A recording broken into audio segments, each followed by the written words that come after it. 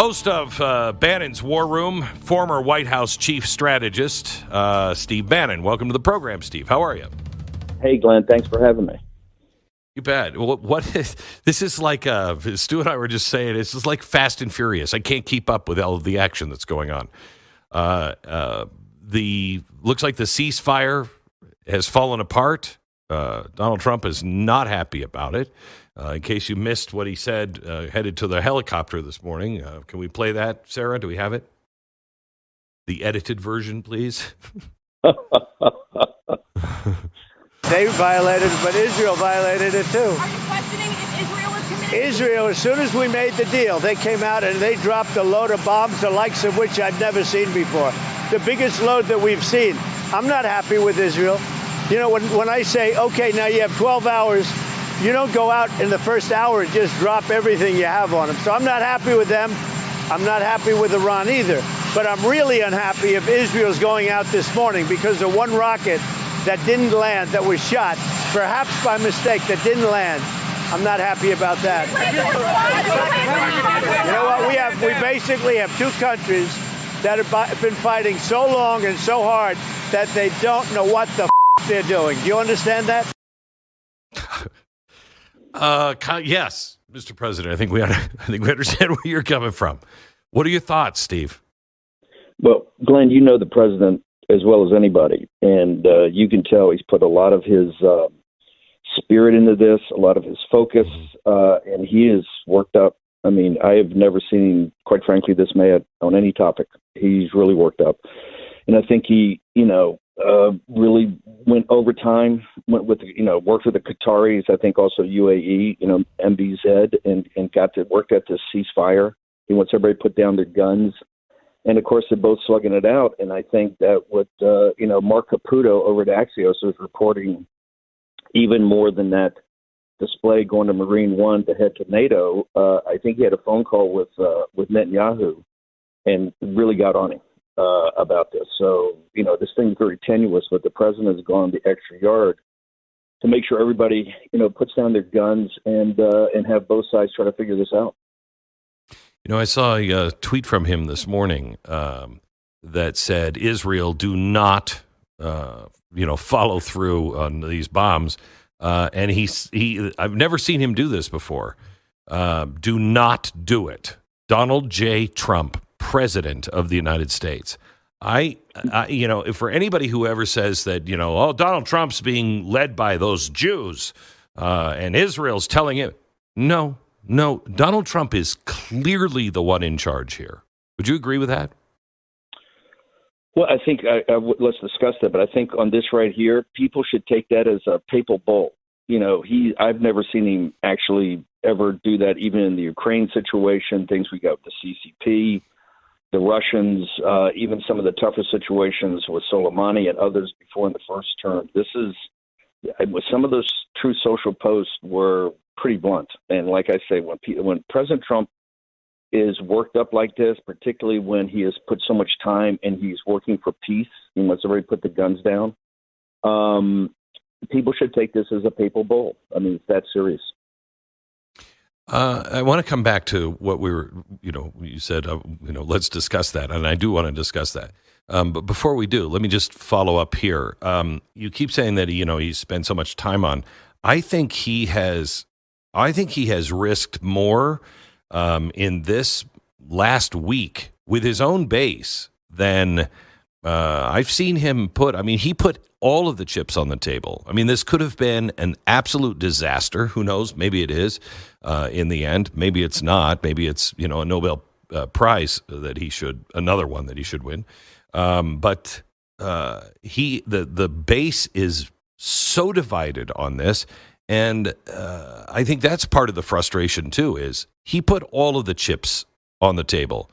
Can we just get people to do what they say they're going to do? Would you agree with that? I would agree, and I think it's even beyond the politics of the base. I mean, Glenn, you know better than anybody how torn, particularly the non-interventionists, are on this topic. But it's actually, as commander-in-chief and the resources and the assets and the men and women in harm's way, and particularly, as I've argued, we're already at the beginning of the kinetic part of the Third World War. Hell, we got 2 million. If you look at 1939 to June of 41, when the Wehrmacht went to Russia, from Poland to Russia, there's, we've got 2 million people dead or wounded in Ukraine, 1 million on each side. I mean, look at the Houthis in the Red Sea. I mean, this is much. We're already in the kinetic part of the Third World War, and now this arc of instability. You've got Kashmir in Pakistan. I mean, President Trump is going out of his way to try to be a peacemaker here and to bring this thing to a conclusion so people can start to negotiate. You saw the beginnings of that or what he did in the Middle East trip. Yes, it's definitely politics and internal politics and the MAGA movement, and you're as familiar with that as anybody. But I think it's far deeper than that, and he put it all on the table, and I think we have to question why the hell we're even here right now. Why on the 24th of June in the year of over 2025, we're in the situation with 10 million illegal alien invaders on Biden's watch that we got to deport from the country. These neo-Confederates running California, these sanctuary cities, the big, beautiful bill, which has got so many huge issues we have to address. We haven't spent a second talking about this in weeks. So many things going on, and this is it's sucked up all this time as a active shooting war at will.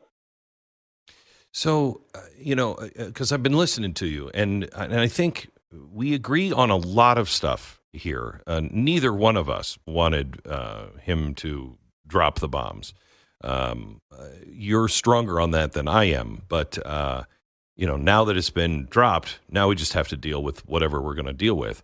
But I think we both stand in the same place on my support. When I read in the scriptures, those who will bless Israel, I will bless. Those who curse Israel.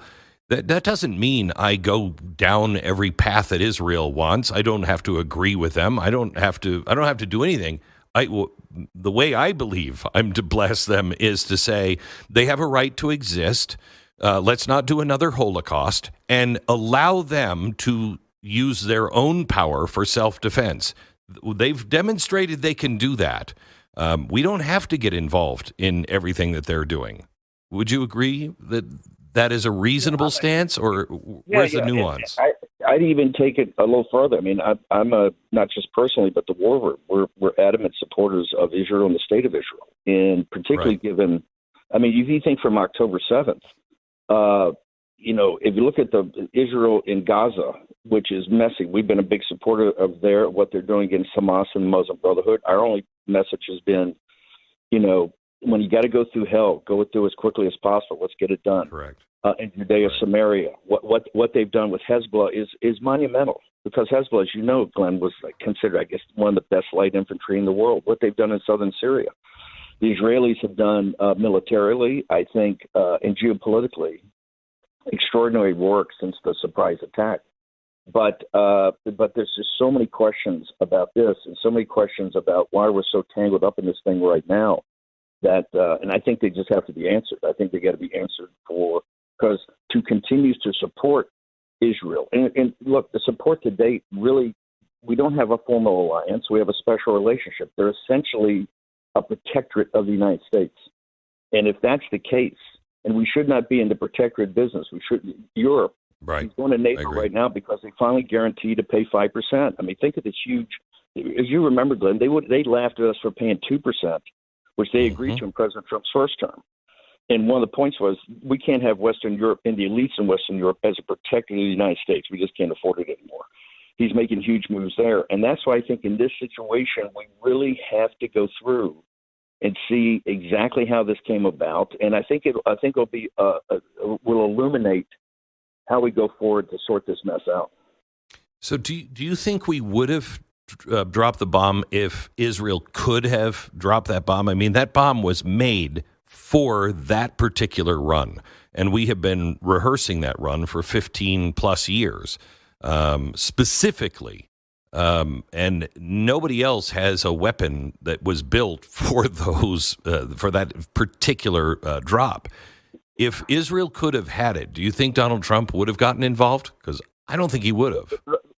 Let me take a slightly different direction. In 79, my destroyer, I was in the Pacific Fleet, and we were going for our second Westpac to turn over to the 7th Fleet, and we got the call on November 4th. We were in Dejron 23, the Little Beavers, the famous Arleigh Burke destroyer squadron. We got the call that the hostages had been taken, and it took us a couple of months to get there, but we were one of the first. We went with one of the first battle groups ever to get to the North Arabian Sea, and we were there. I think we rotated out a month before the assault, but we practiced the assault every day. And Glenn, you could tell at the time, this is like, you're not in Kansas anymore. I mean, it is the scale of the place is so big, it's so forbidding. You know, the ocean, and you never see the sun, and it's so complicated. As you know, that one was a complete abject failure. And I think every junior officer and non-commissioned officer on any of the ships in the battle group could have told you 90 days before the launch that it was going to be a disaster, just given the logistics of it. The tell to me in this was the Tomahawk missiles that went to the third site and destroyed it above ground. I mean, essentially, Israel had done nothing to take out any of the nuclear facilities. Now let's go back to where I think we have to get to the heart of it. Is why did this come out of nowhere? The intelligence, and we're told that the intelligence is different. And this has been said now by Marco Rubio and other people, that the intelligence is different than the intelligence that IC community had. And today they're going to have, classified hearings with Tulsi Gabbard and Ratcliffe. And my understanding is Ratcliffe and the CIA presented additional intelligence that said this was absolutely emergency. It had to happen. And that's why the strike had to happen last Thursday, although it shouldn't be lost on anybody that the strike itself didn't look like it was so much to take out the nuclear facilities. It was essentially a decapitation strike to the senior military, maybe not to the religious that run the state. And I thought that was just very suspicious, including the fact that President Trump had a negotiating meeting set for Sunday. Now, it wasn't going well. He felt like he was getting tapped along. But the first thing we heard is that Witkoff couldn't have a meeting because all the negotiators had been killed. Now, it turned out later one of the senior guys was not. But I think we got to find out what was the emergency? Why did this actually have to happen? What was the intel that said that they were going to get a bomb? Surely because BD went on Brett Baer on Sunday night and said they're 12 to 13 months away, which is what he's traditionally said. If that was the case, that's a very different. We had not gone up the escalatory scale and coercive diplomacy. We certainly hadn't gone to economic warfare, particularly, Glenn, as you know, cutting off, not allowing to ship oil to the Chinese Communist Party, which I think is 60% of their cash flow. There's so many things up the escalatory ladder. And if you want regime change, I always think the best way to do it is through economic warfare, where President Trump, got so tough with him when he dropped out of the JCPOA. And that's why in 22, you had the first time I think they had a major revolt in the streets. Now, it only lasted for a couple of weeks. But that was a big part of that was because of the sanctions President Trump put in. Then we get into this situation after the bombing run, and what's concerning about the bombing run is why are Los Angeles class submarines hitting them with 30 Tomahawks on a facility that's above ground? And I would like to see the bomb damage report. Now, President Trump, I believe we obliterated it, but I haven't seen any ballistic missile capability that could get to the United States tomorrow or San Francisco tomorrow. I think this whole thing was from the beginning. And I think if you look at Fox News, which I really fault here, this was clearly about regime change. I think the Netanyahu government saw an opportunity to do regime change. And until I see otherwise and see information otherwise, that it was an absolute emergency and had to happen. That's the reason I was really against any type of military engagement. Now, it turns out magnificent logistics, and people don't realize how complicated that was and how incredible. But President Trump, I think it's one and done, and now he's got a ceasefire, and he's very specific. I think he came out today. I think Bloomberg put out that he said there's no regime change. So, but my point is the opportunity cost. This is going to suck us into, if not open combat, this is going to suck us in just the mind share of President Trump to have to engage here when we have so many other pressing, massive problems besides the new war in the Middle East.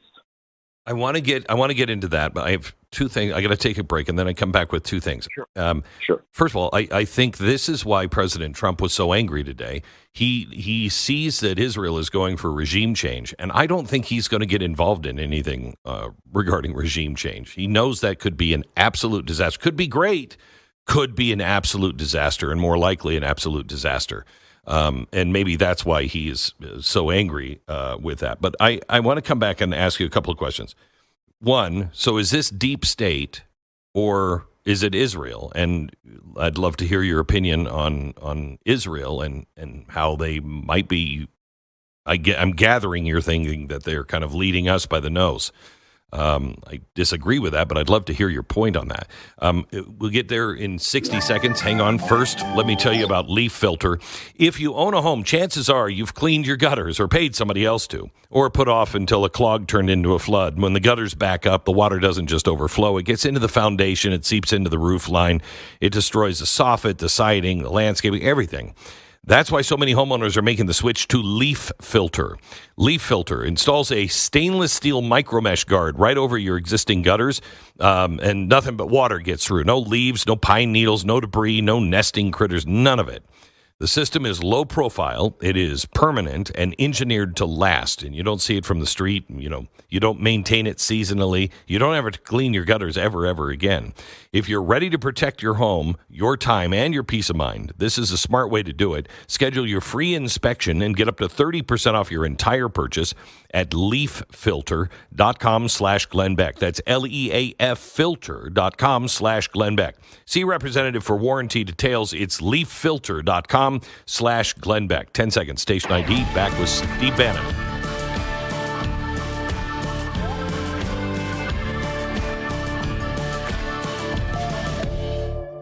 I mean, you have seen President Trump in more situations than most people, and he has even said I didn't really know what I was up against on my first term, but I am now.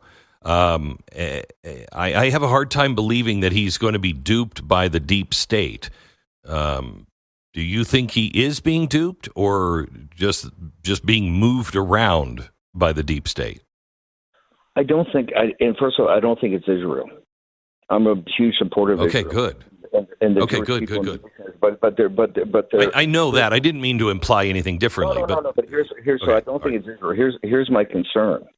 My concern, and I have recommended, just like when President Reagan. Listen, why did the hostage crisis fail? One of the reasons Jimmy Carter, being an engineer, just had one source of information. He got one source of information from the apparatus. They had horrible groupthink, and they made epic, fundamental bad decisions that led to a catastrophe and really hurt America for decades afterwards, and led to Carter's failed presidency. What did President Reagan do when he first got in? Bill Casey and people around him were pretty street smart, savvy people, said we need to set up a Team B.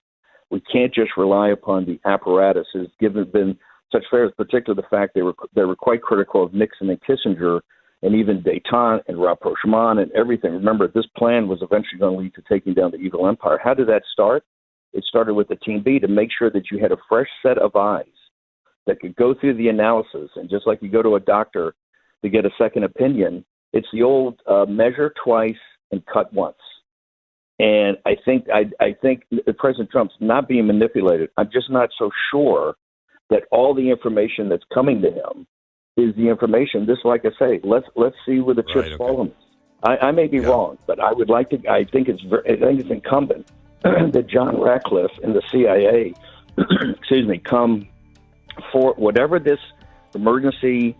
This emergency they were going to break out, have a bomb, have a weapon against us. Of course, listen, the mullahs in the Ayatollah are bad guys. Remember in the surgeons, they talk about a guy gets shot in the back and say, hey, he deserves shooting. Hey, these guys are as bad as they get. There's no, you can't take issue, but once you get into regime change, you're talking about we're non-interventionists for a reason. Right. Back in just a minute, more with Steve Bannon. This is Glenn Beck. I want to play something for you that immediately changes people's minds. 80% change their mind. Listen to this. You know what that is if you've ever had a child. That is an ultrasound. That is a heartbeat. You play that. The new number now is 80% of women who are thinking about having an abortion change their mind. That is remarkable. Absolutely remarkable. However, that we can't just care about the baby. We have to care about the mom as well. You're saving two souls. When you stop an abortion, you're saving the baby and the mom from a lifetime of just horrible, horrible regret. The people who will provide that ultrasound and that choice is preborn, and they're asking for your support. If you have the means, well, first of all, $28 will provide one ultrasound. $140 is, I think, 5 ultrasounds. So you can change the lives of 5 different people and have 5 additional people actually born. Pound 250, say the keyword baby, and you can make your donation now at preborn.com, preborn.com/Beck, sponsored by Preborn. Miss a moment of the show? Tune in on the podcast. Get it at glennbeck.com.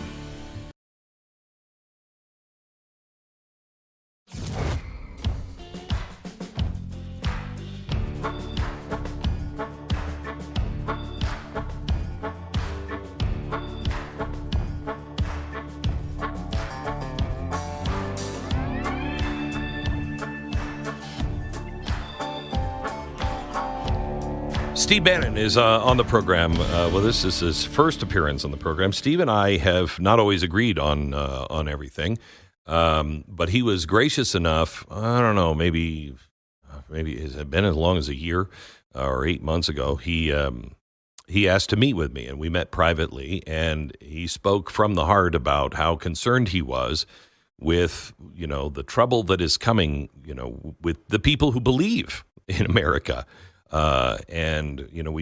We've stood together for a long time, and everything that he said in that meeting is beginning to come to fruition. And we both care about our country a great deal and do not want to do anything more to divide. And he has been working hard to try to keep people together. Let me talk to Steve about the opposition to involvement here. Some of it is very reasonable. Some of it is beyond reason. I mean, it seems like on both sides we've just lost all reason and faith, and I don't know where we go from here, Steve. I think it's about information, and clearly we got Fox that's taken one position and kind of a neocon interventionist, and I think that's the MAGA movement is growing. They're adding, African-American men now at record rates, Hispanics. Yeah. We're building a coalition like 1932. We can't let this stop our momentum. I believe the more information we get out, and that's why I think we got to get to the bottom of everything that happened here. I think more information, people become more reasonable. I think one of the reasons you see some unreason is that there's just not enough information out there. And I think the more information, the more we push it out, the more we discuss it, the more we, answer the hard questions and help President Trump go forward on what are going to be a ton of tough decisions as we're now in the kinetic part, I think, of a third world war on a broad basis. And hopefully it won't expand to the South China Sea and Taiwan, but it's clearly on the streets of our cities and these sanctuary cities. So we have a ton of work to do. And I think the way we get some of the people you would say would be unreasonable is let's get more information out there. And I think it's incumbent upon us. I got a lot of respect for you, always have. And I think it's now incumbent upon us to do that. So let's talk about the war on the streets. I am extraordinarily concerned. Everything I put up on the chalkboard about, communists, Islamists, socialists, anarchists will all come together and work together to first destroy Israel, then, Europe, it'll spread here, and the Western way of life will be on the ropes.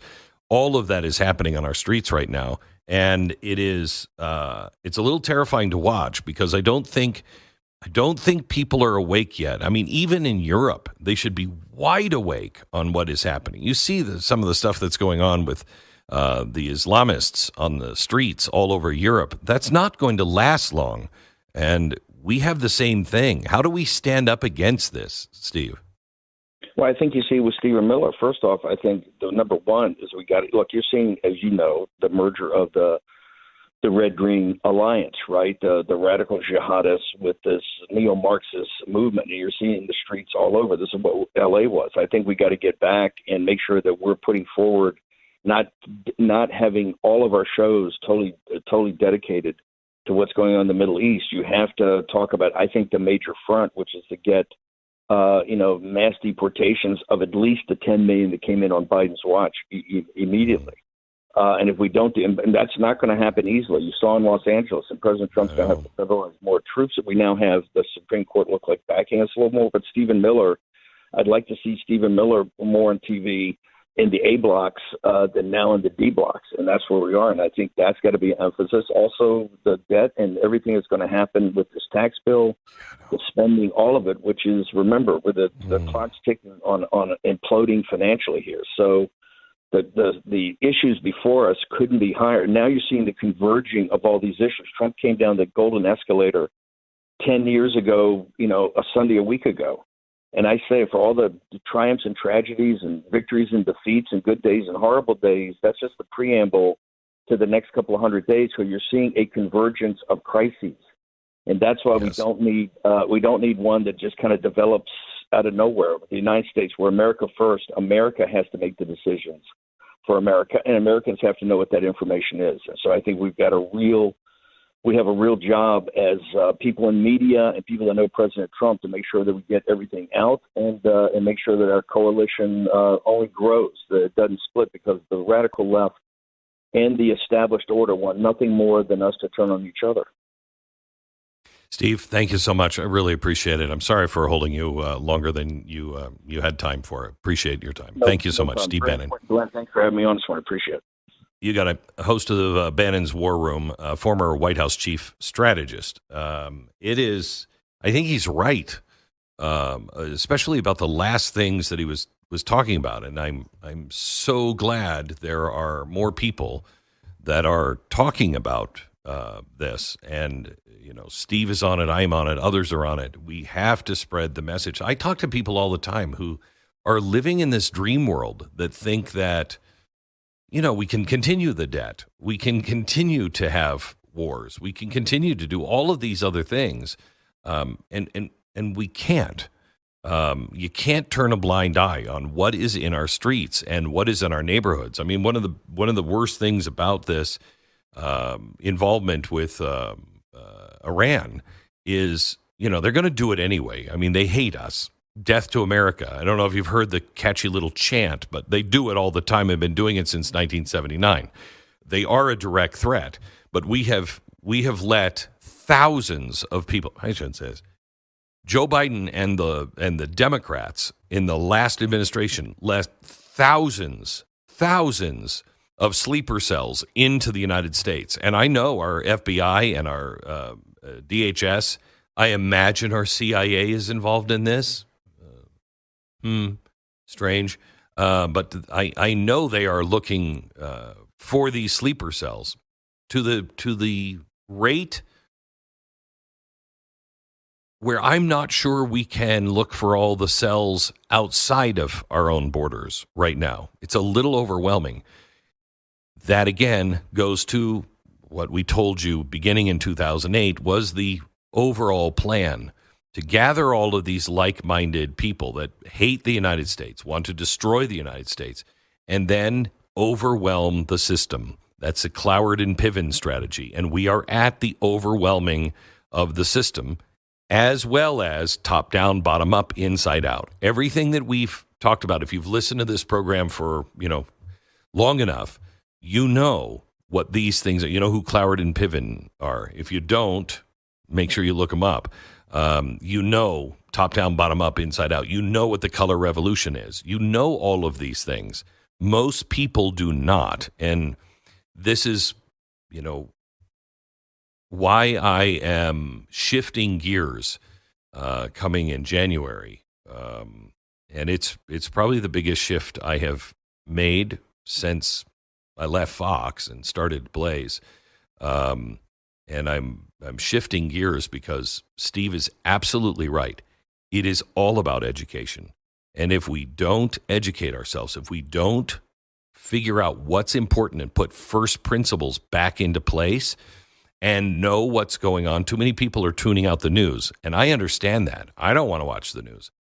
But you have to, because the world is changing so fast. And what's at stake is your way of life and the way of life for everybody in the Western world. Everything is up for grabs right now. Absolutely everything. All right, back in just a minute. Let me tell you about our sponsor. Our sponsor is American Financing. There's something strangely depressing about paying a mortgage on a house that you love, while you're also drowning in debt on the things you barely remember buying.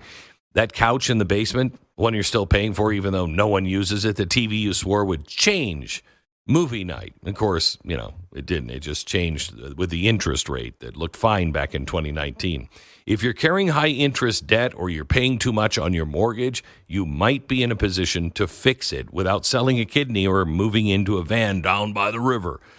American Financing, they can help you refi, consolidate debt, or just restructure your mortgage to fit your life right now, not the life you had 10 years ago. Their consultants, they don't work on commission. They work for you, and they'll walk you through every single option in plain English, no fine print, no pressure. You might be able to lower your monthly payments, pay off your mortgage sooner, or free up cash that you didn't even realize that you had.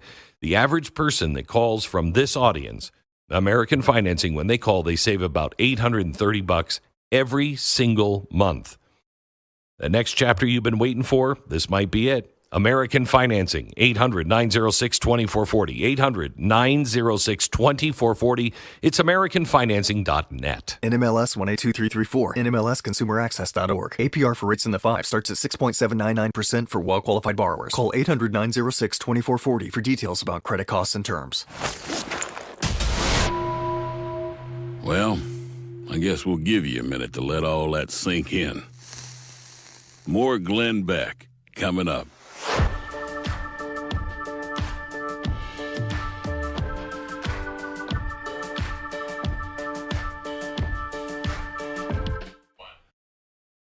Fish oil supplements were once hailed as health heroes, but many people still haven't seen the blockbuster results they expected. So ask yourself, has your blood pressure or cholesterol noticeably improved since you've been taking them? Do your joints move more smoothly? Do they operate less stiffly? Has inflammation around your joints visibly decreased? If your answer is anything short of absolutely, then your current fish oil might be the problem, might be playing just a minor role supporting your health instead of a major one.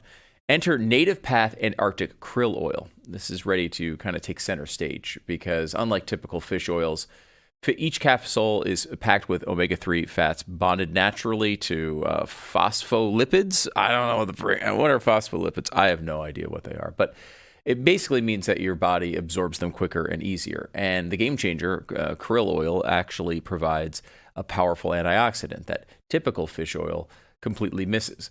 Many who switch notice real, tangible benefits. And right now you can grab the exclusive upgrade with up to 66% off, free shipping, and a full 365-day money-back guarantee. Feel a real difference or get your money back, no questions asked. Special offer is only available at nativekrill.com/blaze, nativekrill.com/blaze, nativekrill.com/blaze.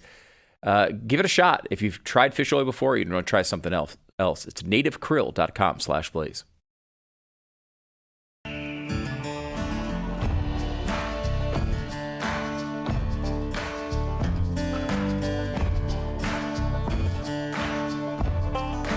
Welcome to the Glenn Beck Program. We're glad you're here.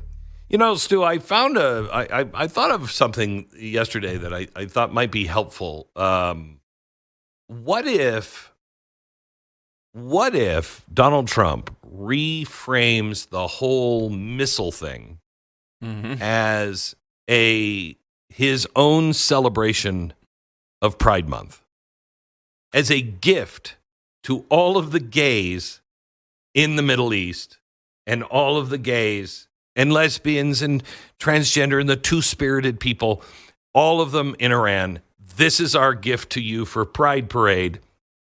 We're going to try to make sure that your people that are throwing you off of rooftops are weakened. Happy. This is our Pride Parade.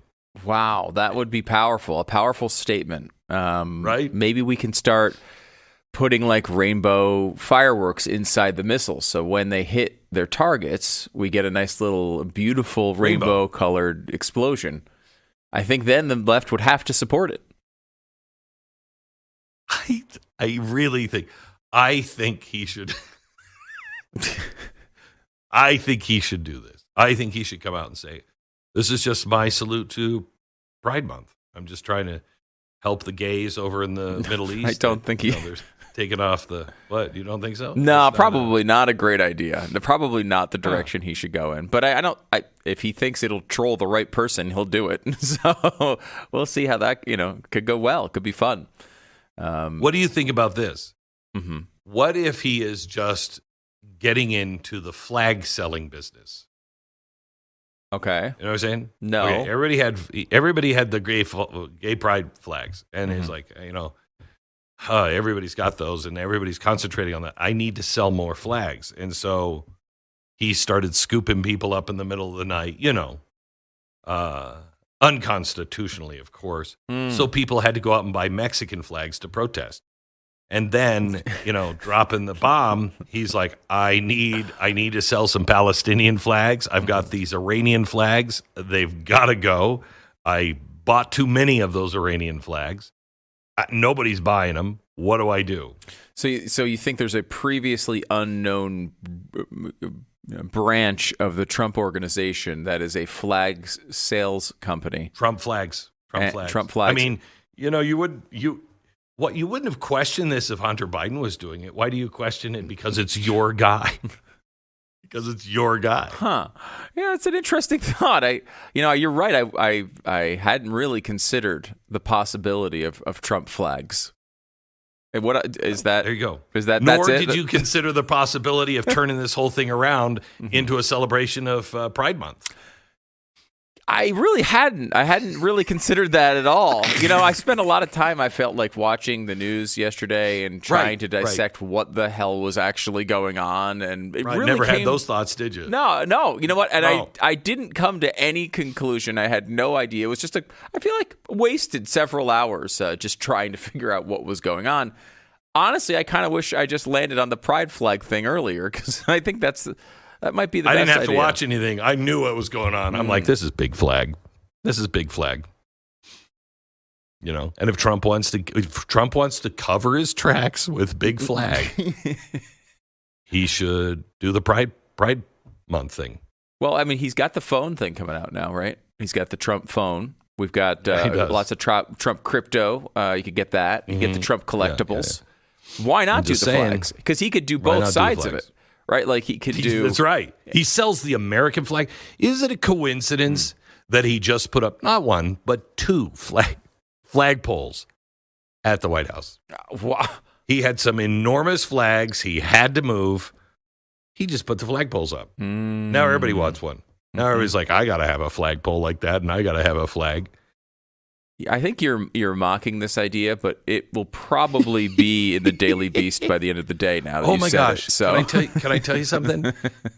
I see crazier things now. I see crazier things. When the peace treaty was announced yesterday, it was like you had killed the anchor's children in front of them all of a sudden. Yeah, they wanted this to go out of control so they could blame Trump for it. That seems to be the goal of many in the news. I mean, you could be kind and say, wait a minute, I just flew all the way over here to the Middle East to do this thing. I put my whole life on hold. I'm eating hummus, and now it's over? Come on. I mean, you could give them the benefit of the doubt that they had already made the commitment to be there.